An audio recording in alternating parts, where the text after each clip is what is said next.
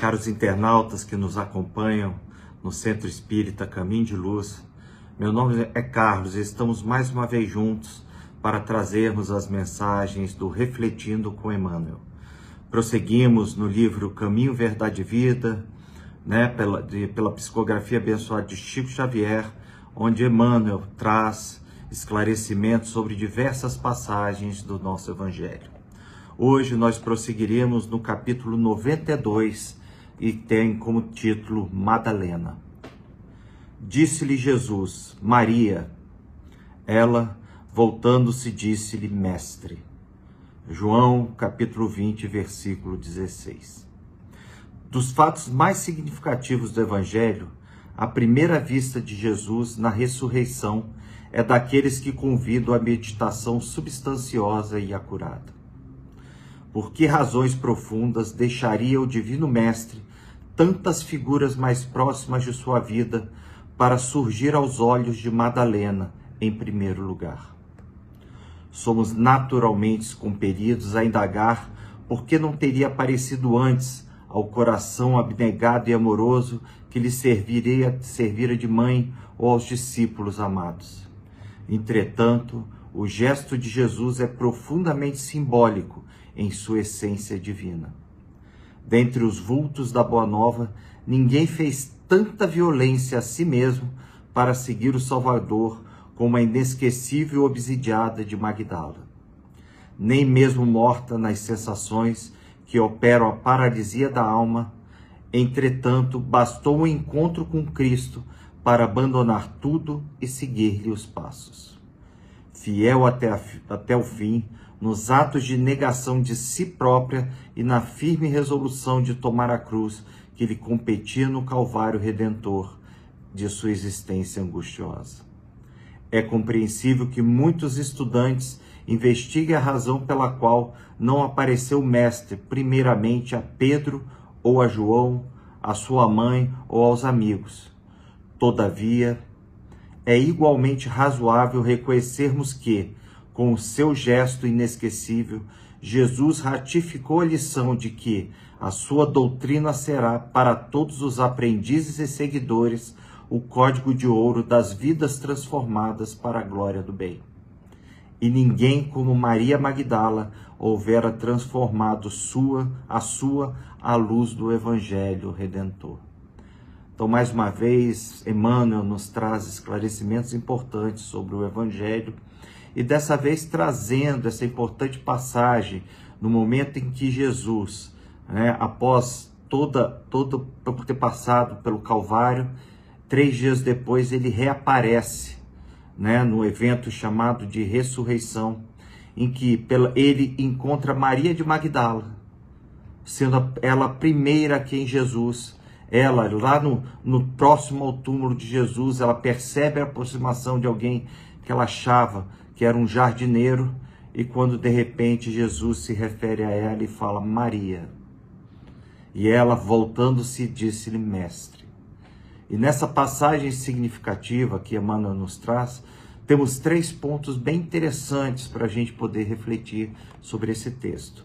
O primeiro ponto, ele está logo no primeiro parágrafo, quando Emmanuel fala o seguinte: dos fatos mais significativos do Evangelho, a primeira visita de Jesus na ressurreição é daqueles que convidam à meditação substanciosa e acurada. Nesse sentido, Emmanuel busca nos mostrar que quando vamos ler o Evangelho ou estudar o Evangelho de Jesus, é importantíssimo que nós reflitamos bem sobre aquilo que é dito. Procuramos buscar a profundidade daquelas palavras, para nós não cairmos em equívocos, como nós percebemos. Muitas vezes, mas por que Maria de Magdala? Por que Jesus apareceu para essa pecadora? E não para aqueles que estiveram com ele desde o início, lutando, Por que não apareceu para um dos apóstolos? Por que não apareceu para Maria, sua mãe? E aí Emmanuel nos traz um esclarecimento muito importante, nos mostrando primeiro que nós devemos ler, estudar o Evangelho na sua profundidade.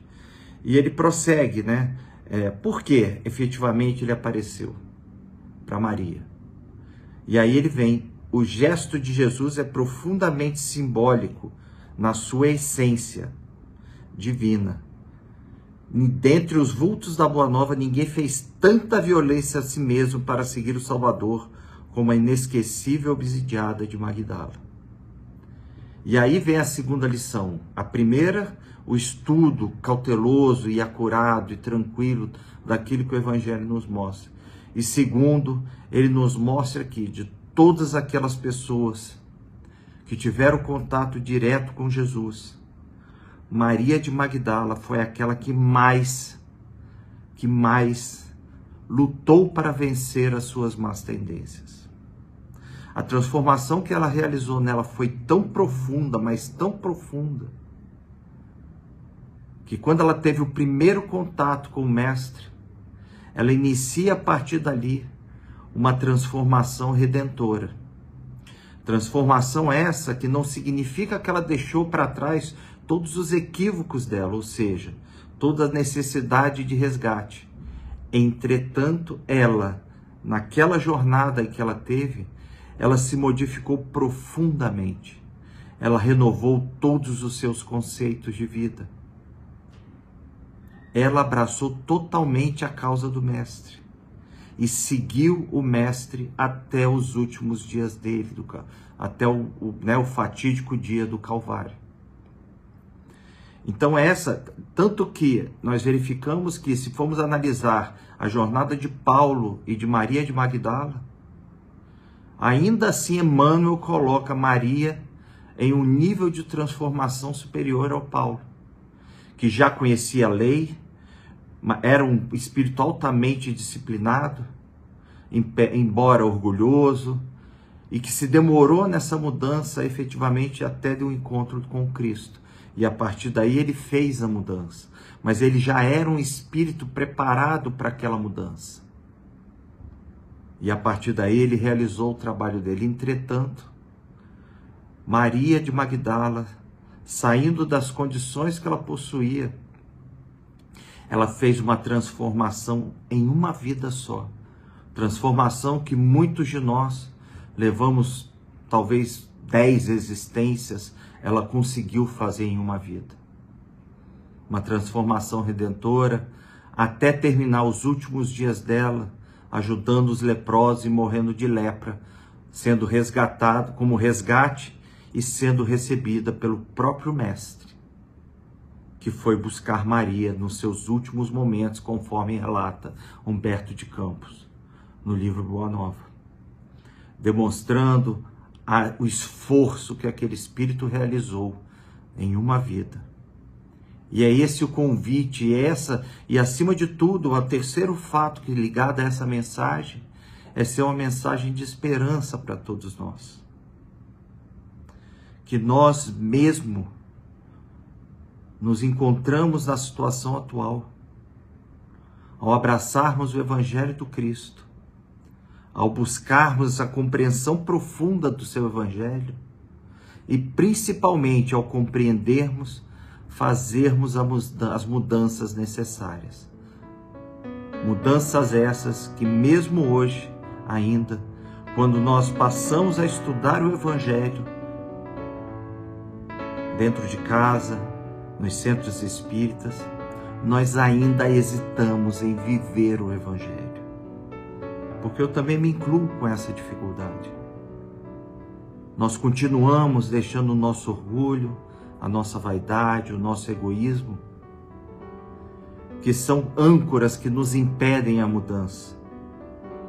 E por que nós hesitamos tanto em mudar?